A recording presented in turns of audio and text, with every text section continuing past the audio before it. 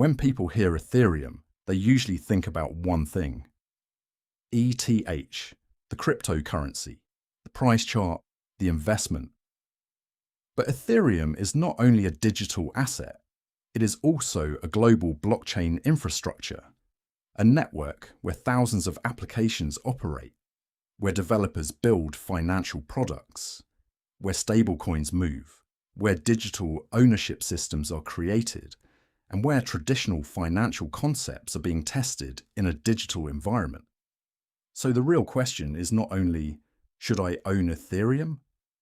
The more important question is, why does Ethereum matter in the first place?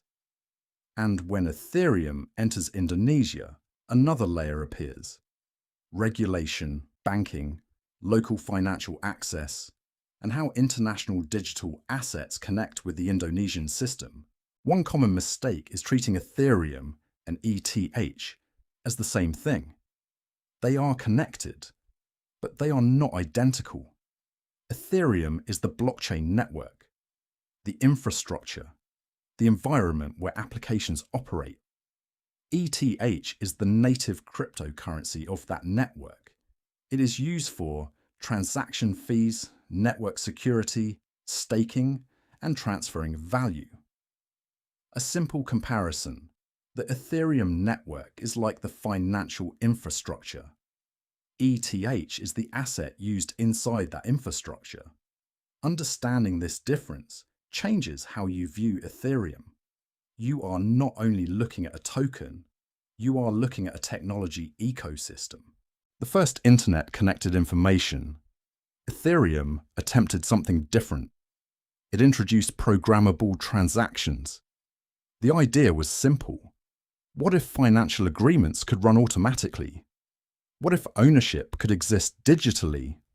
What if applications could operate without relying entirely on one central company? This created concepts such as decentralized finance, tokenized assets, smart contracts, digital ownership, and blockchain-based applications. Whether someone believes Ethereum will transform finance or not, one fact remains: a large part of the crypto ecosystem was built around this infrastructure. For foreigners living in Indonesia, Ethereum creates an interesting situation. Your financial life may already be international. You may receive income from overseas, hold digital assets, operate businesses across borders, or invest globally. Ethereum can become part of that digital financial environment. But Indonesia operates within its own financial framework. Daily life still requires rupiah, local banking access, regulated financial channels, and proper documentation. Ethereum connects globally. Indonesia operates locally. The challenge is understanding the bridge between the two. Holding ETH can mean different things depending on where it is stored. ETH on an exchange, ETH in a private wallet, ETH through a custody service. These are not identical situations. Each has different considerations: control, security, access, counterparty risk, recovery options, and operational responsibility. A bank account gives you a banking relationship. A private wallet gives you direct control. But direct control also means direct responsibility. Blockchain technology removes some intermediaries. It does not remove the need for careful decisions. One reason Ethereum became important is because many digital assets depend on its infrastructure. Stablecoins, tokenized assets, financial applications, digital marketplaces. But this also creates complexity.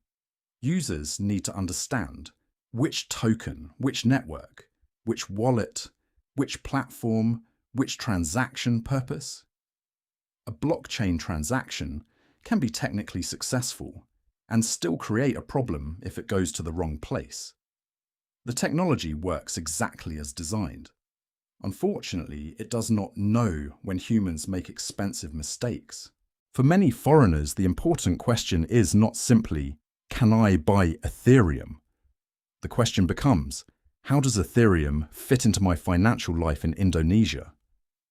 That may involve accessing regulated crypto providers, understanding conversion routes, managing rupiah liquidity, connecting digital assets with banking needs, and maintaining proper financial records.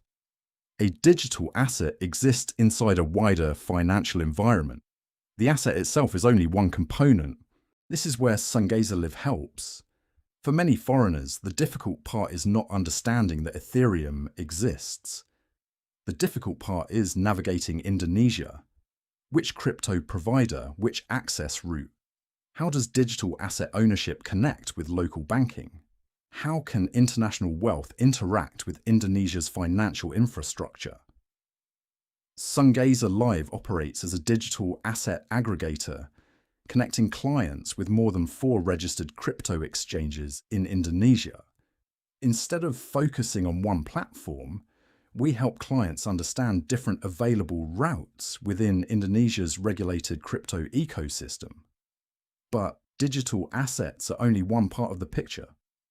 We also help eligible foreign clients understand how their digital assets connect with the broader Indonesian financial environment, including crypto access, banking access, rupiah liquidity, and practical financial navigation. Because owning Ethereum is only the beginning. The real question is what you need to achieve with it. Ethereum is often described as a cryptocurrency. That description is incomplete. Ethereum is also infrastructure, a network, an ecosystem, a technology layer connecting digital assets and applications. But technology does not operate separately from the real world. Regulations matter, banking matters, local financial systems matter. For foreigners in Indonesia, understanding Ethereum means understanding both sides, the blockchain and the country where you live. If you hold Ethereum or other digital assets and need guidance navigating regulated crypto access, Indonesian banking, local liquidity, or the broader financial ecosystem, consult Sungazer Live. Sungazer Live, helping international clients navigate digital assets and financial access in Indonesia.